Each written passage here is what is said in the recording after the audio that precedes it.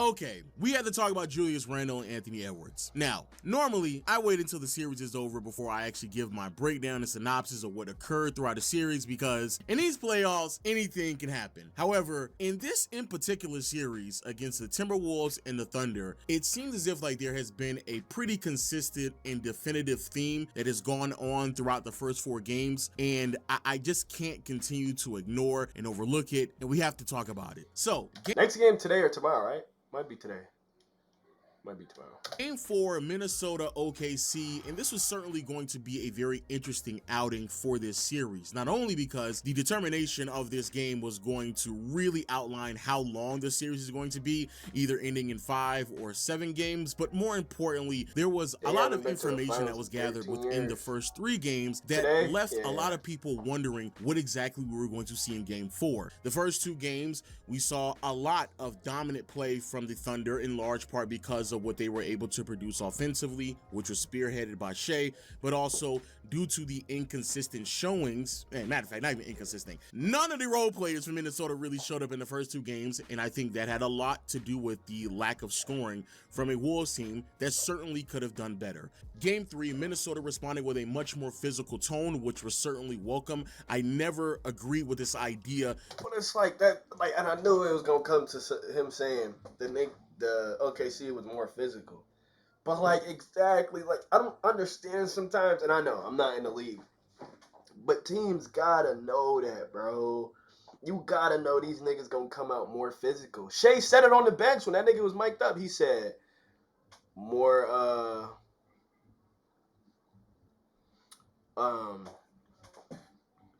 they made shots, da-da-da, we lost by da-da-da. And it's like, the Wolves, you gotta know that. You're not going against a scrub team. You're not. This ain't the Lakers, nigga.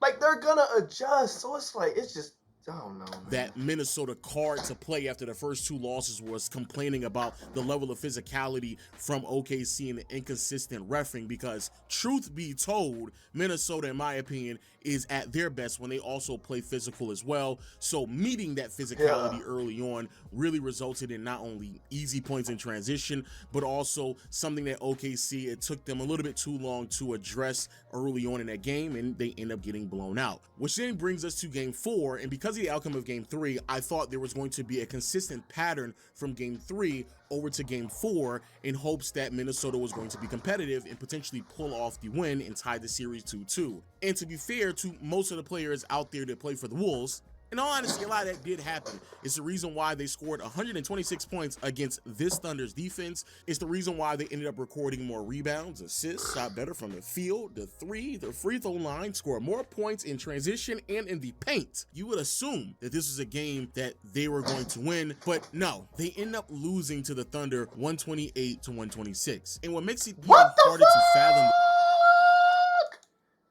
going to win, but no, they end up losing. They have 41. Look at this. Look at both teams in the fourth. Like the second and third are like, okay, 28, 27, 25, 28. First quarter 37, 30. Last quarter 38, 41. Like, even though you scored 41, you let them niggas score 38. Like, that 40, I feel like then that 41 don't really mean nothing. Because it's not like you scored 41 and then locked them niggas up. You scored 41 and they still damn near got 40 as well. So it's like, you ain't really, that 41 don't really mean nothing.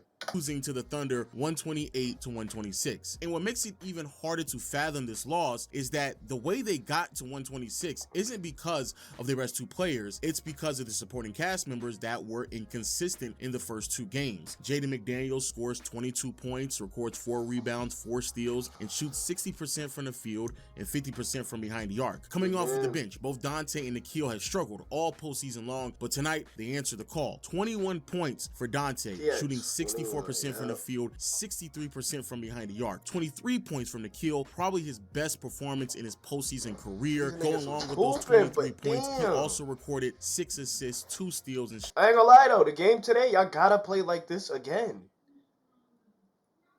Okay, see at home though, chat.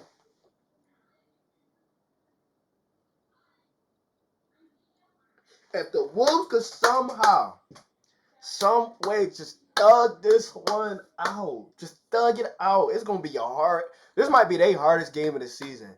Number 1 seed at home closeout game to go to the finals.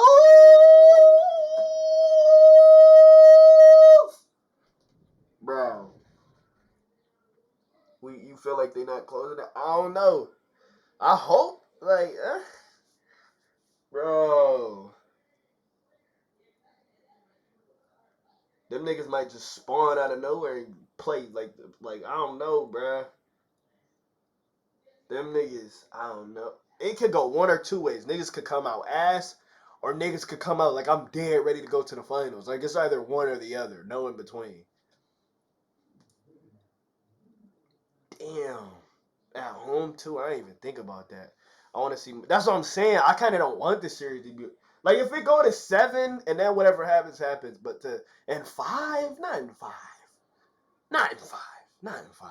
Nah, hell no. Shot 60% from the field and 62% from behind the arc, and even Naz Reid poured in 11 points. As a matter of fact, even Rudy came along for the ride as well. He recorded 13 points, 9 rebounds, and 7 of those boards were on the offensive glass. So you had a supporting cast with you. A lot of the numbers favored you. Matter of fact, this is the first time in playoff history that a team can record more assists, more rebounds, shoot better from the field, 3 and a free throw line, and yet still lose. And the reason why you do so is because both Julius Randle and Anthony Edwards were god-awful. Both of these players combined for a whopping 20. And I forgot about that. This nigga had 16, bro. This nigga, you cannot, and especially, that's back to what I just said. You playing in OKC today, you could not wait to the third quarter to show up, gang. You cannot do that. You cannot wait till the third quarter to show up, bruh.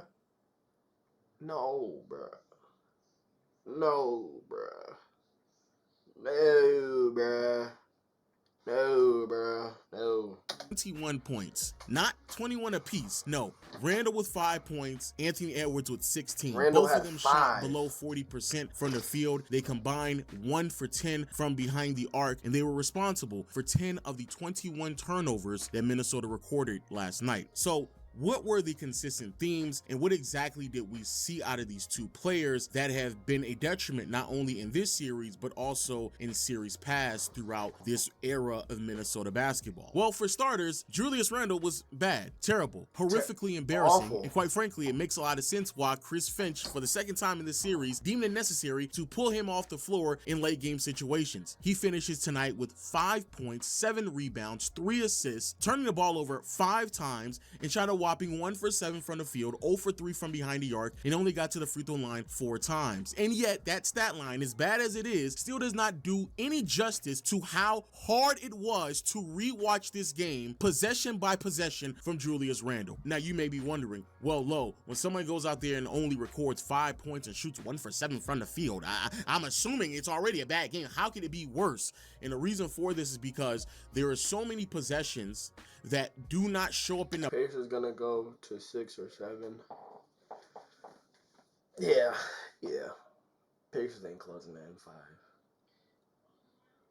I don't know. But if they do, if Pacers close it out in 5, I feel like they do got a fighting chance against OKC. My personal opinion. Personal.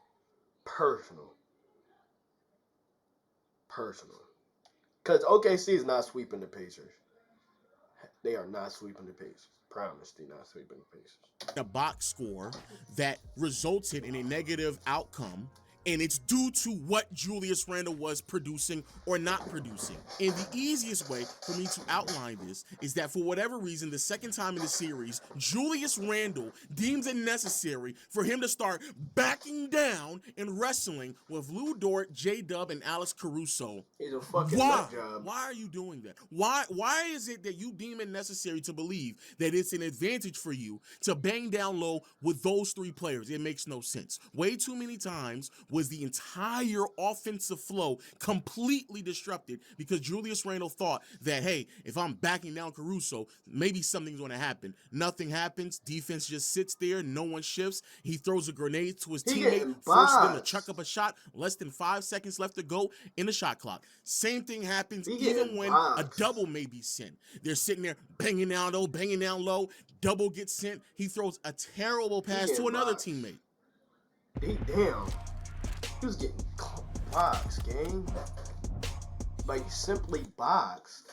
Whole offensive flow gets disrupted. Less than 5 seconds left to go in the shot clock. Now they're throwing up a grenade. And even when there's times in which he wasn't able to get the pass off, way too many times he's just trying to insert himself physically against players that have no problem with banging down low with him. The amount of times I witnessed this happen, and in real time I noticed it, and I'm like, why do you keep doing it? But watching it again, it's egregiously bad. And what's even more telling, I hate when niggas do that. When they make a turnover, niggas do this on the game, and niggas do this in real life. They make a turnover, they do some dumb shit, they set you in the dumbest position possible, and then they make the turnover, and it's your fault.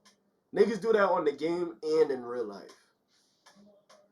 Throughout this series is that even though, yes, if you look at like his series average on the surface, like, oh man, he's playing good basketball, so why are you complaining this much about it? Please, let's remember, game 1, he had an outer body experience and start making a bunch of threes in the first half. Second half, not so much. Third quarter went scoreless. In the fourth, when the game was and that's the thing about Julius Randle. I can't tell like what type of player he is to me. Like, I can't tell if I fuck with him or if I don't. Like, I can't tell if he's a big or a guard, or like obviously not a guard, but try to be one of those that play like a guard and not, or like if he's like I can't, like, it's too many confusions for me.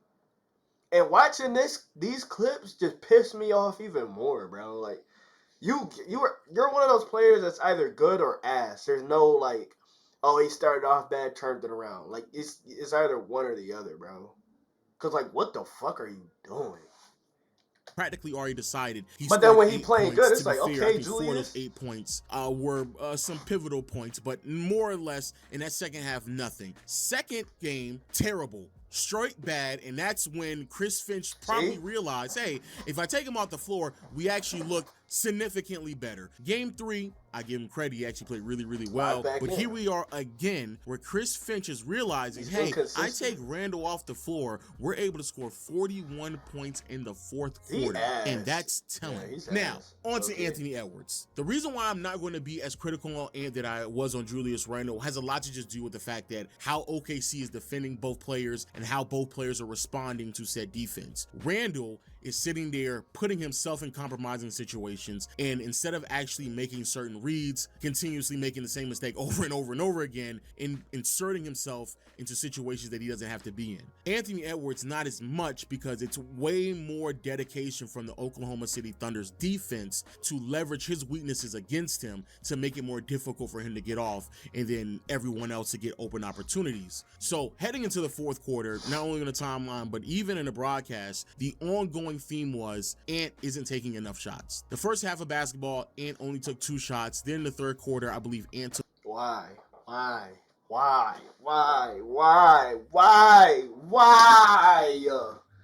2 shots? Why, dude? For what? To pass the ball to Julius? Black ass.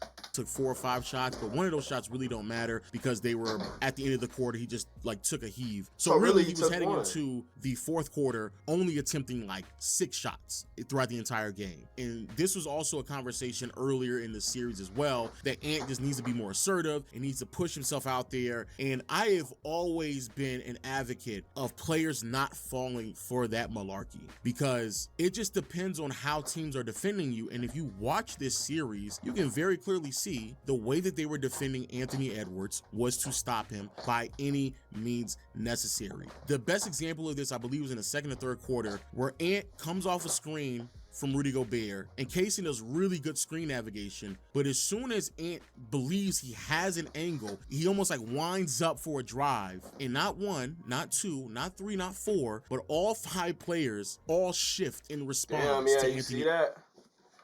as soon as he even looks to step in the paint, look at 1, 2, 3, 4. Because nobody else is really a threat. Like, they're threats, but they're not like threats. So as soon as he do not go, oh my gosh, look at all of them. 2, not 3, not 4. Oh my goodness. But all 5 players all shift in response to Anthony Edwards attempting to drive. And quite frankly, that's been pretty consistent for Ant, not just this series, but also last year as well. Because a problem that Anthony Edwards has had to deal with is his lapse in passing and playmaking and decision making throughout a pick and roll or at the top of the key and making proper reads.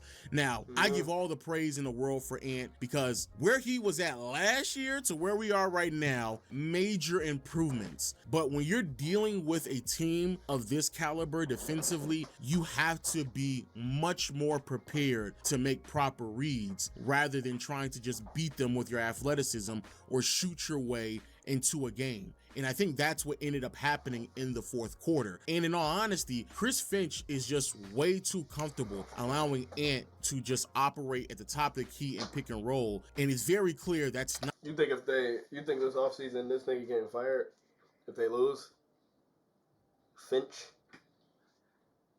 He definitely getting fired. I'm gonna keep it a bit. Not his strong suit, especially against defenders like these, where they are up in your face, very aggressive, kind of picking you apart, especially your handle. And it's way too often where Ant is very reluctant, a bit resistant to attack the defense and understand how to occupy multiple defenders, especially when he's coming off of a pick and roll. And this has been an ongoing issue with Ant, again, not just this series, but throughout the last 2 to 3 years. He's talked about it consistently throughout this regular season. He talked about it against a series against the Lakers, where he'll see multiple bodies and he just immediately picks up the ball and immediately passes it. And a lot of times there's no need for this, right? There's times where the baseline help is like Alex Caruso, or against the Lakers, it was like LeBron or Rui. And it's like, bro, you can still get to the rim. But I do believe a lot of times he's getting in his head because how often he may turn the ball over or not be secure in his ability to make the proper reads. And a lot of it is because he does telegraph a lot of his reads as well. There's a moment where he's driving, he immediately jumps off of his feet and is trying to lay the ball up, but then tries to pass at the last minute.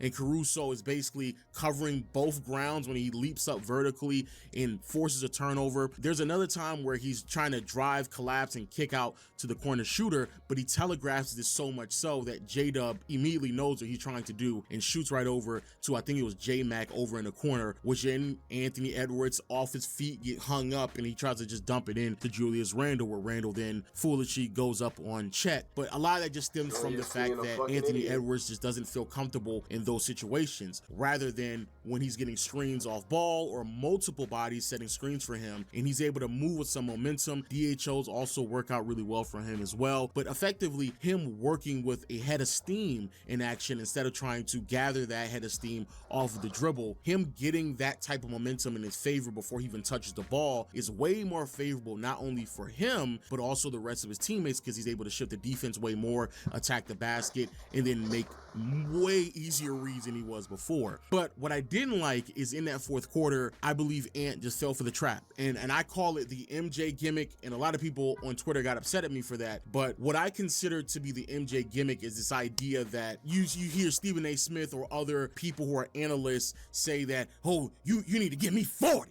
you need to give me 30, you need to go out there and shoot your way into a win. And way too often there's a lot of players, and I grew up a Kobe diehard fan, and I watched Kobe do this religiously, where instead of just being patient and waiting for that moment, that opportunity to go for the home run swing, you go out there and you just start taking a bunch of BS because you believe that the way you're going to win this game is falling in love with this idea of shooting your way to a victory. And Minnesota didn't need that. They were producing enough points to keep up with the Thunder periodically throughout this game. They didn't need to know that everybody, when you go to the room, they're trapping. So go get trapped, and it's going to be at least 2 to 3 niggas open. Then live with the results. But just top of the key, shooting a 3 when you don't have to, 5 minutes left, is like, bro. Someone to come in and hit a home run. They just needed someone to come in, put some more bodies on the bases, and kind of put themselves in a position to where when the opportunity strikes, you can then have all the time in the world to get an open opportunity, and then that's when you swing for the home run. But step back shots on Lou Dort, you trying to shoot over Chet from behind the arc, attacking the basket and just getting stripped not once but twice. Like it was really difficult to watch, and I was seeing the same thing that I've witnessed from so many guards before him fall in love with this idea of, I'm going to insert myself into this game by shooting my team into a victory. But that wasn't the call, because OKC was positioning themselves for you to fall for that trap all throughout the game. But even with all of that being said, the defense, I don't know what I was witnessing from the Timberwolves, not just this game, but this entire series. But game 4, I refuse to believe that Chris Finch would allow them to go out there and defend the way that they did without telling them in the huddle, hey, stop helping one pass away. The team that has the defensive personnel, the team that now has the recipe, the blueprint, after watching the Denver Nuggets force a game 7 because of what Denver was able to do defensively, shrinking Shea's driving lanes, forcing him to be a passer, throwing multiple bodies at him.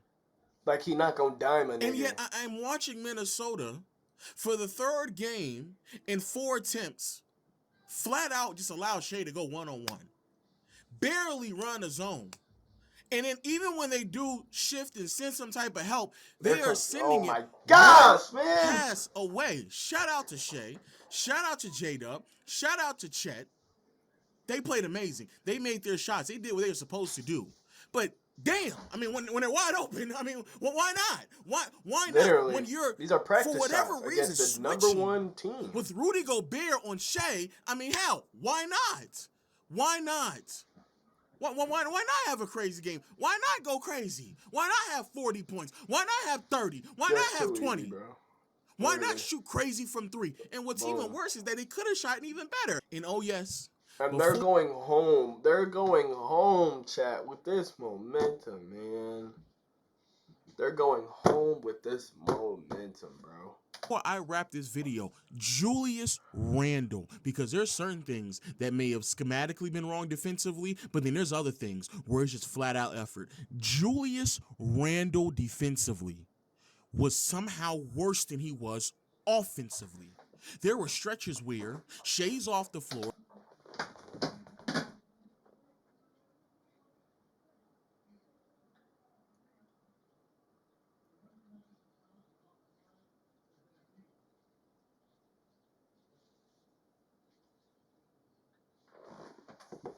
Don't even pay attention to what this nigga's saying real quick. Just watch Julius Randle.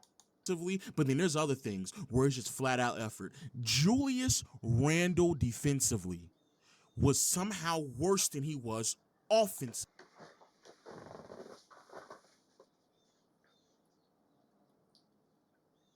First of all, hell no. We aren't going to talk about it, actually. First of all, right here. Where it's just flat out effort. Julius right here, Randle, Shea's coming in. You could help right in. You could help right there. Right? A little bit right there. Get some pressure. Then when he kicks out, run. He looks him dead in his face. He catches it in a rhythm. Even if you know, because we all know in this chat right now, he was going to make that shot. But still, it's the fact that, like, all right, BetQ. It's the fact, literally, that he just looked at him. Like, literally. Somehow worse than... This is sick, bro. This shit, bro.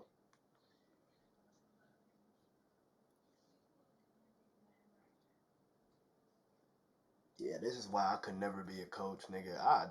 What? He was offensively.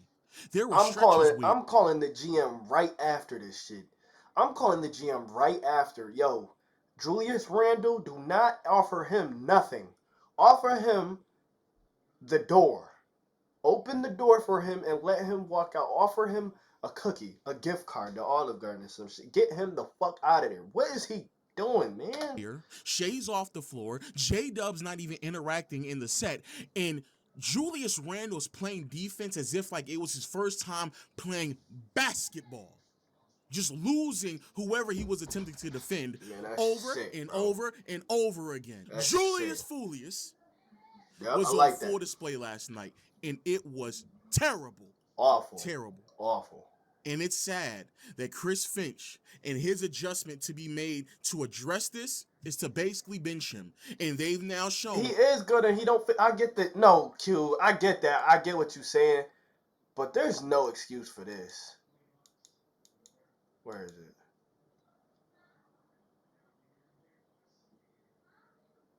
Where was it? Why not shoot crazy from 3? And what's even worse is that he could have shot even better. And oh yes, before I wrap this video, No, bro. Julius There's no Randle, excuse for this, because there's bro. certain things I don't that care what the main this and that. And this was defense. This has nothing to do with offense, may actually. have schematically been wrong defensively, but This then there's has other nothing to things do. What he about where to it's show, just this has flat-out nothing to do effort. with offense. Julius Look at him. Randle defensively was somehow This has worse nothing than he to was do with offensively. offense, There nigga. were Like, stretches. oh my gosh, man. Stop coming on here defending bullshit, bro. I'm coming on here defending bullshit, bro. Ain't no excuse for that. Ain't no man. I gotta be the man. Ain't nothing. No, nigga. Ain't nothing.